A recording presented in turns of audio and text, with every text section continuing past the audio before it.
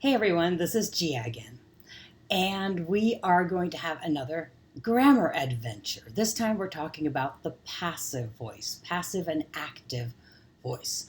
If you, in other kinds of writing, for example, business writing, they frequently tell you never to use the passive. They say it should be verbs, it should be active all the time. That's quite true.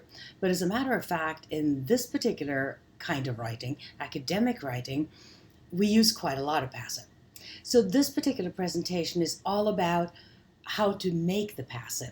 In another little presentation later, we'll talk about why you should use the passive and when you should not use the passive. So I'm going to resize this window here and make it smaller and move it away. Make sure that it floats on top. We got that. Now I hope that you will actually see it as I move the PowerPoint presentation along. And there it is. All right, who's this guy? This is Dr. Noam Chomsky. Noam Chomsky was a very famous linguistics professor at the Massachusetts Institute of Technology, and there it is, MIT, which you've probably heard of. And among the many things that Dr. Chomsky did, he had theories about language. And one of those things that he had theories about, he said that there was a deep structure to language, all languages, but his examples are English.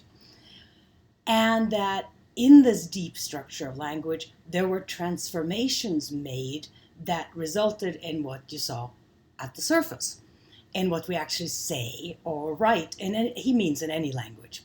One of his very famous points was something called the passive transformation.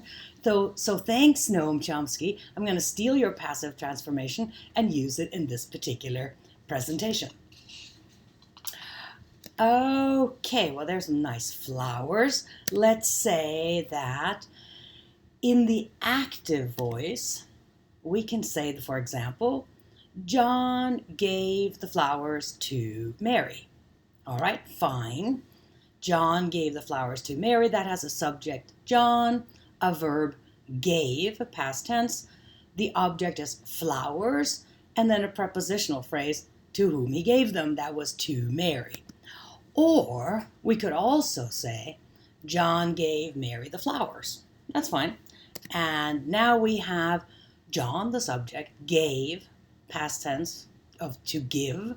Mary, we call Mary an indirect object. And then we have still the flowers, direct object. So far, so good. The subject was then the flowers, and the verb is to give. So we can either put the object or the indirect object first in the passive. So the object in one of the sentences was the flowers, and the other sentence was Mary. All right, so the flowers and then Mary. Now the next step is to take the verb to be and put it in the same tense as the main verb in the active sentence. That was John gave the flowers to Mary.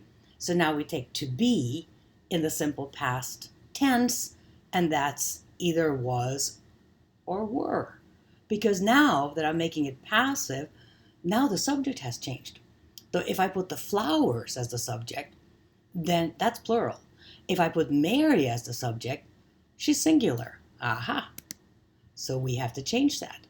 We have to say either the flowers were or Mary was. Okay, so far so good. The next step is to take that verb that was in the active, which is gave, and see if we can try to remember the past participle. Remember, give, gave, given, given. All right, so now we need to put in the past participle of the main verb, which makes it the flowers were, because it's past tense, given, that's the participle, or Mary was given. Nice. Well, here's Mary, and she looks pretty happy there. let's look at our sentences again. We have either John gave the flowers to Mary, which makes our passive. The flowers were given to Mary. Now we can always say by John, but we usually don't. We usually leave that off. The flowers were given to Mary. John gave the flowers to Mary. The flowers were given to Mary. Or the other one was John gave Mary the flowers, and just the same. And we could put Mary first and say Mary was given the flowers. So either the flowers were given to Mary, then we have to say it, or Mary was given the flowers. Whether you want to use by John or not, that's entirely your business. So, to recap, that actually means to recapitulate, which means to say it again. Here are the steps in the passive transformation. 1, make the object of the active sentence indirect object or direct object. Make the object of the active sentence the subject of the passive sentence. All right. Step 2, enter the verb to be in the tense of the verb in the active sentence. All right, and that was past tense in our example. So that was or were. Step 3, add the past participle of the main verb in the active sentence, and that was to give. So that's give, gave, given. All right. Step 4 is if there is a recipient, like to Mary, you can add that. Not really necessary. And step 5, you can always add the by someone if you know or care. Well, let's see if I can play this. Congratulations! You've just completed a passive transformation. I have to have some fun.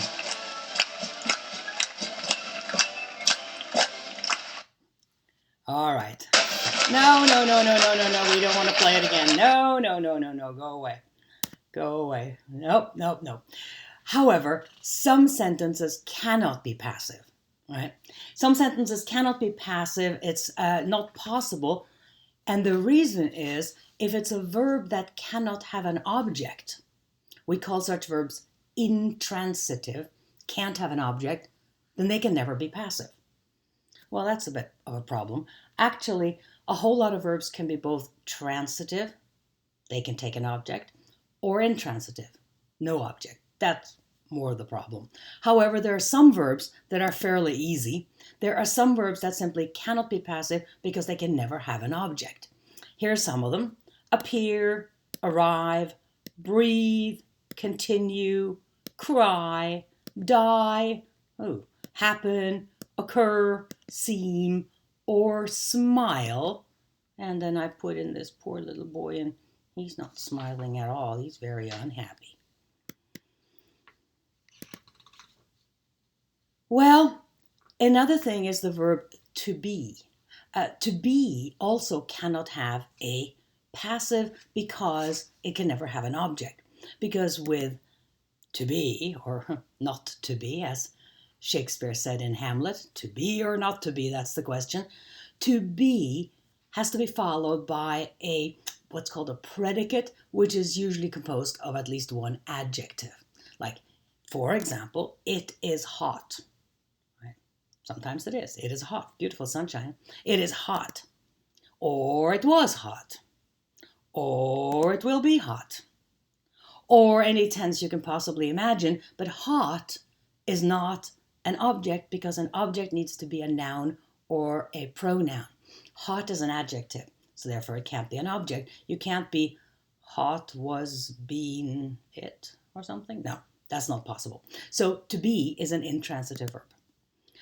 All right, last slide here. Let's make these active sentences passive. We know how to do it. Hey, here's the one I hear. I didn't do the homework.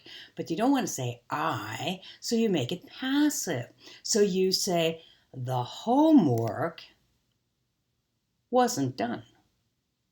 Well, now, that's like you sneak out of the whole thing. The homework wasn't done by me. Well, you don't say that. The homework wasn't done. Well, right.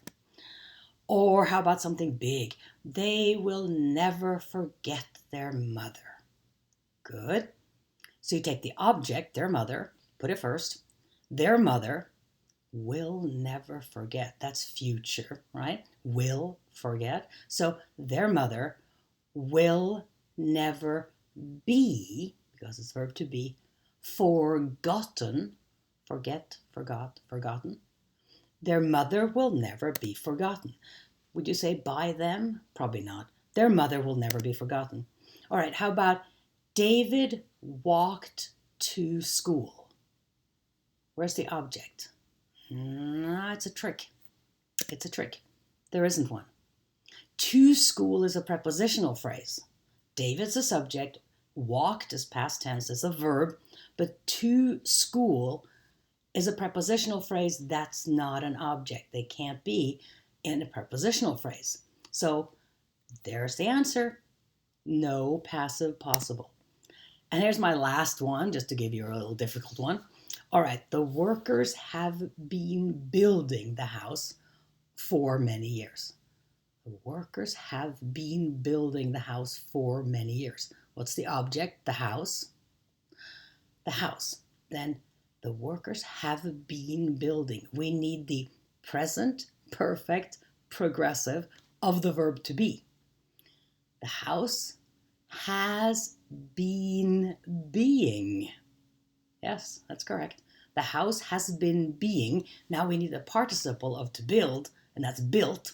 So the house has been being built for many years. Most people never say anything that complicated, but we absolutely could do that. So I'm going to move this back up again. Let's see if I can move it up and make it a little bit bigger. Here we go. Thank you for watching, and we will create more of these. I hope this works for you. It seems to be working for me. So I'm going to stop this recording, and then I'll tell you in Canvas what your homework will be.